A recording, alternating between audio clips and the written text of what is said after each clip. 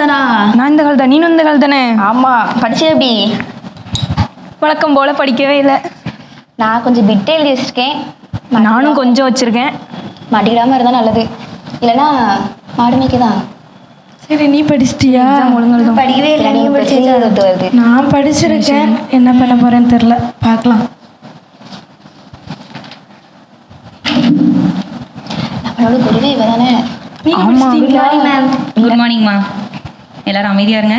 Exam start ஆகும் போது யார் யாரோட டிஸ்கஸ் பண்ணக்கூடாது. ஓகே? கொஸ்டின் பேப்பர்ஸ் தர ரீட் பண்ண ஸ்டார்ட் பண்ணலாம். ஈசப்பா, நான் வேற ஒரு முடிவு எடுத்திருக்கேன் ஈசப்பா. பிட் அடிக்கக்கூடாதுன்னு. அதை காப்பாற்ற எனக்கு ஹெல்ப் பண்ணுங்க ஈசப்பா. என்ன பேப்பர்னே தெரியலையே. Start writing. இது எல்லாம் புக்கில் இருக்கானே தெரியலையே. ஐயோ, ஒன்றுமே தெரிய மாட்டேங்குது. விட்டதா இருக்கு. இவ ஒன் வேர்டு கேட்ட ஆன்சர் சொல்லு. இரண்டு ஒன் வேர்டு. என்ன சத்தம்? அமைதியா. ஐயோ, ஒன்றுமே தெரிய மாட்டேங்குது. இவ பார்ட் பியில் அந்த 12வது கொஸ்டினுக்கு ஆன்சர் சொல்லு. இரு, இது ஏதாவது ஒரு பிட்டில் இருக்கும், எடுத்து தரேன். எடுத்து போடு டக்குன்னு. இரு பார்க்கேன். நீ எடுத்து போடுறதுக்குள்ளேயும் பெல் அடிச்சிடும் போல. வாராவு.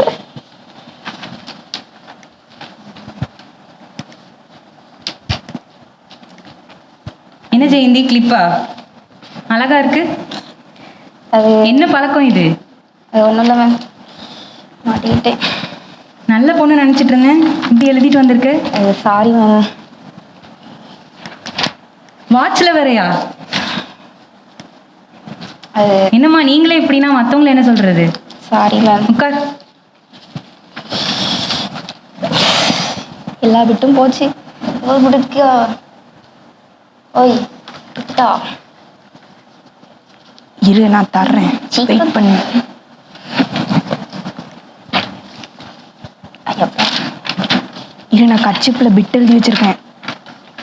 அதை எழுதிட்டு உன்கிட்ட தரேன். சீக்கிரம் தா, நீ மாட்டிக்கிடாது.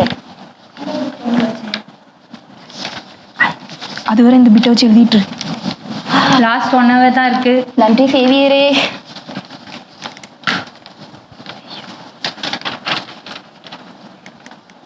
பேப்பர் கொடு. What ma'am? பேப்பர் கொடுமா. மேம், இருங்க மேம். கீழே என்ன இருக்கு? மேம், வெறும் கர்ச்சிப் தான் மேம். கர்ச்சிப் தான். இதை பார்த்து என்ன எழுதுற? டெக்னாலஜி எங்கேயோ போகுது, நீ கர்ச்சிப்ல பிட்டு கொண்டு வந்துட்டு இருக்க. நீயும் படிக்கிற பொண்ணு நினைச்சிட்டு இருந்தேன். இதுக்கு தான் நீ வர்றியா ஸ்கூலுக்கு? மேம், படி. உட்கார். வேற யாரெல்லாம் பிட்டு வச்சிருக்கா? ஃபர்ஸ்ட் எழும்பிருங்க. நீ தான் பிட்டுக்கே குரு. நீ வச்சிருக்கியா? எந்திரி. உன்கிட்ட இல்லையே. நீ எந்திரியா? இன்னும் ஷால்ல இருந்து விழுது. வேற யாரும் பிட்டு வைக்கல. இதுக்கு மேல யாரையாவது பார்த்தேன்னா வான் பண்ண மாட்டேன், வெளியில அனுப்பிடுவேன். உட்காருங்க. இவ கொண்டு வரலன்னா கொஞ்சம் ஆச்சரியமா தான் இருக்கு. எப்படி பிட்டு கொண்டாடாம வந்தா? பிட்டுக்கே குரு. சரி ஜெயந்தி, ஒன் வேர்டை கேட்டு ஆன்சர் சொல்லு எனக்கு. ஒன் வேர்டில் ஒன்றும் கேட்க முடியாது. மாடு லாஸ்ட் 5 minutes. சீக்கிரமா எழுதுங்க, டிஸ்கஸ் பண்ணாதீங்க. ஓகே, டைம் அப். கொடுங்க. கொடு. போதும். பிட்டு அடிக்கிற உங்களுக்கு இது போதும். கொடு. நீ இப்பதான் சீரியஸா எழுதுவியா? போதும். தேங்க்யூ. எல்லாரும் வெளியில போங்க. எக்ஸாம் எல்லாம் முடிச்சிட்டோம். ஆமாம், அதெல்லாம் முடிச்சாச்சு. நீ தான் பிட்டே கொண்டு வரலையே, எப்படி? அதான் ஆச்சரியமா இருக்கு. ஞாயிற்றுக்கிழமை சண்டே சர்வீஸ் நான் அட்டன் பண்ண போனேன்னா, அப்போ எங்கள் சர்ச்சு பாஸ்டர் சொன்னாங்க. என்ன சொன்னாங்கன்னா, கொஞ்சத்தில் நீ உண்மையாக இருந்தால் உன்னை அநேகத்தின் மேலே அதிகாரியாக இருப்பேன்னு சொல்லி ஏசப்பா சொன்னாங்கன்னு சொன்னாங்க. அதனால தான் நான் பிட் அடிக்கலை. பாஸ் ஆயிருவியா? தெரியலை, ஆனால் பாஸ் ஆகலை. பிட் அடிக்கலை. உண்மையாக இருந்தாலும் ஒரு சந்தோஷம் இருக்குது. முன்னாடிலாம் எனக்கு சமாதானமே இருக்காது. நம்மளும் அந்த மாதிரி டைம் வேஸ்ட் பண்ணாமல், பிட்டுக்கு வேஸ்ட் பண்ணாமல் படிச்சிருக்கலாம். நாங்க எல்லாரும் பிட் எடுக்க மாட்டோம்னு தீர்மானம் பண்ணியிருக்கோம். நீங்களும் தீர்மானம் பண்ணுவீங்களா? எனக்கன்பான மாணவ மாணவியரே, உங்கள் ஒவ்வொருவரையும் நாங்கள் வாழ்த்துகிறோம். வேத வசனம் சொல்லுகிறது, எபேசியர் 5ஆம் அதிகாரம் 16வது வசனம், காலத்தை பிரயோஜனப்படுத்தி கொள்ளுங்கள். ஆங்கிலத்திலே இந்த வார்த்தை இப்படி சொல்லுகிறது, யூ ரெடீம் யுவர் டைம். உங்கள் நேரத்தை மீட்டு கொள்ளுங்கள். நம்முடைய காலங்கள், நம்முடைய நேரங்கள் என்பது விலையேற பெற்றது. நேரம் அல்லது காலம், த டைம் இஸ் கோல்ட் என்று சொல்லுவார்கள். நான் அதை அங்கீகரிக்கிறதில்லை. ஏனென்றால் தங்கத்தை நீங்கள் இழந்தால் நீங்கள் திரும்ப சம்பாதித்து கொள்ளலாம். ஆனால் நீங்கள் இழக்கிற ஒவ்வொரு நிமிடத்தையும் அல்லது நீங்கள் விரயமாக்குகிற, வீணாக்குகிற, நீங்கள் பயனற்று போகச் செய்கிற ஒவ்வொரு நிமிடத்தையும் நீங்கள் திரும்ப பெற்றுக்கொள்ளவே முடியாது. ஆகையினால் உங்களுக்கு சொல்லுகிறேன், time is your future. It's not goal, but it is your future. இதை நீங்கள் மறந்து போகவே கூடாது என கண்பானவர்களே. இந்த காலத்தை நீங்கள் விரயமாக்குகிற, வீணாக்குகிறதிலே ஒரு பகுதிதான் இன்றைக்கு அநேக மாணவர்கள் தாங்கள் எப்படியாகிலும் வெற்றி பெற்றுவிட வேண்டும் என்று சொல்லி எண்ணி அவர்கள் பிட்டடிக்க, காப்பியடித்து எழுத நேரத்தை செலவிடுகிறார்கள். என கண்பான மாணவ மாணவிகளே, நீங்கள் காப்பியடிப்பதற்கு உங்களுடைய பேப்பரை மற்றவர்களுக்கு காண்பிப்பதோ அல்லது நீங்கள் பிட் தயார் செய்து அவைகளை எழுத பயன்படுத்துவதோ உங்களுடைய நேரத்தை மிச்சமாக்காது, உங்களுடைய வெற்றியை உறுதிப்படுத்தி தராது, அல்லது அது உங்களுடைய வெற்றியை இழக்கச் செய்கிற ஒன்றே. எப்பொழுது நாம் இப்படி மற்ற வகைகளில் தவறான மால் பிராக்டிசஸ் என்று சொல்லப்படுகிறவைகளுக்குள்ளே அது எப்படிப்பட்டதாக இருந்தாலும் சரி, எந்த வகையிலானாலும் சரி, நீங்கள் பிரவேசிப்பது எப்பொழுது என்றால், என்னால் வெற்றி பெற முடியாது என்று நீங்கள் நினைக்க ஆரம்பிக்கும் போதுதான். முதலாவது இந்த மால் பிராக்டிசஸில் நீங்கள் பிரவேசிக்கிறது உங்கள் மேல் உள்ள உங்கள் நம்பிக்கையையே சிதறடித்து விடுகிறது. மால் பிராக்டிசஸ், இந்த தவறான முறைமைகள், அணுகுமுறைமைகள் உங்கள் மேல் இருக்கிற உங்கள் நம்பிக்கையை அது சிதறடித்து ஒன்றுமில்லாமல் ஆக்கிவிடுகிறது. முதலாவது வெற்றிக்கு தேவை நீங்கள் பெற்றுக்கொள்ள வேண்டிய ஒரு உறுதியும் நம்பிக்கையும். நான் வெற்றி பெறுவேன், நான் வெற்றி பெற எனக்கு ஆண்டவர் உதவி செய்வார், நான் எந்த வகையிலும் குறை உள்ளவன் அல்ல. என கண்பானவர்களே, மற்ற மாணவர்களுக்கு ஞாபக சக்தி இருக்கிறது, எனக்கு இல்லை என்று எண்ணுகிறீர்களா? அதற்கு காரணம் உங்களுடைய எண்ணமே தானே ஒழிய நீங்கள் உருவாக்கப்பட்ட விதம் அல்ல. மற்ற மாணவர்களுக்கு ஆண்டவர் எப்படிப்பட்ட ஞாபக சக்தியை கொடுத்திருக்கிறாரோ, ஞாபகத்திற்கென்று மூளையிலே அமைப்புகளை உருவாக்கியிருக்கிறாரோ அப்படித்தான் ஒவ்வொருவருக்கும் உருவாக்கி இருக்கிறார். ஒரு மாணவ மாணவியிலிருந்து இது மாறுபடுவதில்லை.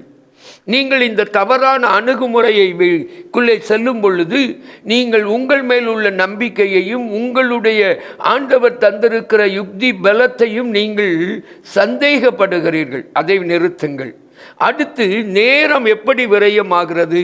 ஒரு தேர்வுக்கு குறைந்தபட்சம் நீங்கள் 20 to 30 வரை நீங்கள் பிட்ஸ் பேப்பரை ரெடி பண்ணுறீங்க.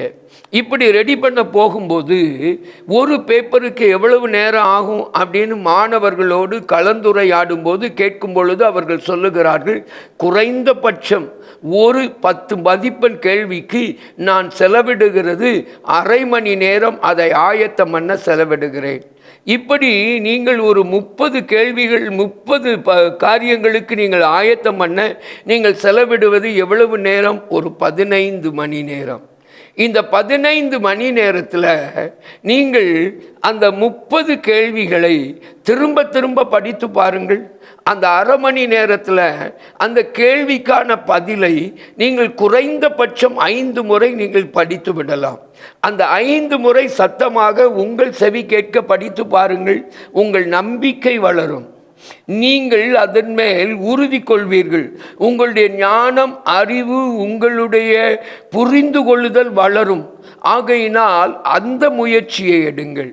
அடுத்து, ஒரு கேள்விக்கு பதிலளிக்க ஒரு 10 மதிப்பெண் கேள்விக்கு நீங்கள் பதிலளிக்க செலவிட வேண்டிய நேரம் 3 மணி நேர தேர்வில் நீங்கள் 100 மதிப்பெண்ணுக்கு தேர்வு எழுதுவீர்கள் என்று சொன்னால் 1 மதிப்பெண்ணுக்கு நீங்கள் செலவிடுவது 1.8 நிமிடங்கள். 180 நிமிடம். அதை நீங்கள் வகுத்து பார்ப்பீர்கள் என்றால் இப்படி வரும். 1.8 நிமிடத்தில் 1 மதிப்பெண்ணுக்கு நீங்கள் பதிலளிக்க வேண்டும். அப்படி என்றால் நீங்கள் 10 மதிப்பெண்ணுக்கு 18 நிமிடத்தில் பதிலளித்தாக வேண்டும். நீங்கள் 18 நிமிடத்தில் பதிலளிக்க வேண்டியதை நீங்கள் பார்த்து எழுதுவீர்கள் என்று சொன்னால் மாணவர்களோடு கலந்து உரையாடும் போது அவர்கள் சொன்ன பதில், அதற்கு நான் செலவிட வேண்டிய நேரம் 25 30 நிமிடம் செலவிடுகிறேன் என்று சொல்லுகிறார்கள். இது சுமார் 15 17 மதிப்பெண்களுக்குரிய நேரத்தை ஒரு 10 மதிப்பெண்ணுக்கு செலவிடுகிறீர்கள். இது உங்களுக்கு லாபம் அல்ல, நஷ்டமே. நீங்கள் நஷ்டம் அடைகிறீர்கள். சில நேரம் ஸ்ட்ரிக்டான சூப்பர்வைசர் வந்துட்டாங்க, ரொம்ப சிக்கல் 30 நிமிடம் கூட காணாது. என கண்பானவர்களே, இது தன்னம்பிக்கையை இழக்க வைக்கிறது, மதிப்பெண்ணை இழக்க வைக்கிறது. நீங்கள் இப்படி 4 கேள்விக்கு நீங்கள் பதிலளிப்பதற்கு அதிகபட்ச நேரம் எடுப்பீர்கள் என்று சொன்னால் குறைந்தபட்சம் 25 மதிப்பெண்ணுக்கு பதிலளிக்கிற நேரம் உங்களுக்கு விரயமாகும். அப்போது என்றால் 75 மதிப்பெண்ணுக்குத்தான் பதிலளிப்பீர்கள். நீங்கள் சுயமாய் கற்று தேவன் உங்களுக்கு தந்திருக்கிற ஞானத்தை பயன்படுத்தினால் வெற்றி நிச்சயம், உயர்வு நிச்சயம், அதிகபட்ச மதிப்பெண் நிச்சயம். எல்லாவற்றிற்கும் மேலாக நம்பிக்கை வளரும். எதிர்காலத்திற்கு அவசியமான நம்பிக்கையை வளர்த்து கொள்வீர்கள். தீர்மானிப்பீர்களா இந்த தவறான காரியங்களை விட்டு வெளியே வர? ஆண்டவர்கிட்ட உதவியை கேட்பீர்களா? அவர் உங்களுக்கு சொல்லியிருக்கிறார், அவர் ஞானம் அறிவு ஆகிய பொக்கிஷங்களை உங்களுக்கு தருவேன் என்று. உங்களில் ஒருவன் ஞானத்தில் குறைவுள்ளவனாயிருந்தால் ஒருவரையும் கடிந்து கொள்ளாத தேவனிடத்தில் கேளுங்கள், அவர் உங்களுக்கு சம்பூர்ணமாய் கொடுப்பார். பெற்றுக்கொள்வீர்களா? ஜெபிப்போம். அன்பின் பரம தகப்பனே, இந்த மாணவர்களுக்கு நல்ல ஞானம் கொடுத்து, நல்ல உயர்வு கொடுத்து, ஞாபக சக்தி கொடுத்து ஆசீர்வதியும். குறைவுள்ள ஒரு மாணவனையும் கடிந்து கொள்ளாத நீர் ஆசீர்வதியும் என்று ஜெபிக்கிறேன். இயேசுவின் மூலம் வேண்டிக் கொள்கிறோம் பிதாவே. ஆமென், ஆமென். அன்பானவர்களே, உங்கள் ஜெப தேவைகளுக்கும் மேலதிக விவரங்களுக்கும் தொடர்பு கொள்ள வேண்டிய எங்கள் முகவரி: சகோதரர் பி. பொற்செல்வன் ஆசீர், கிருபையின் ஊழியங்கள், ஆபிரகாம் நகர், பெரிய நாயகபுரம், தூத்துக்குடி 628101.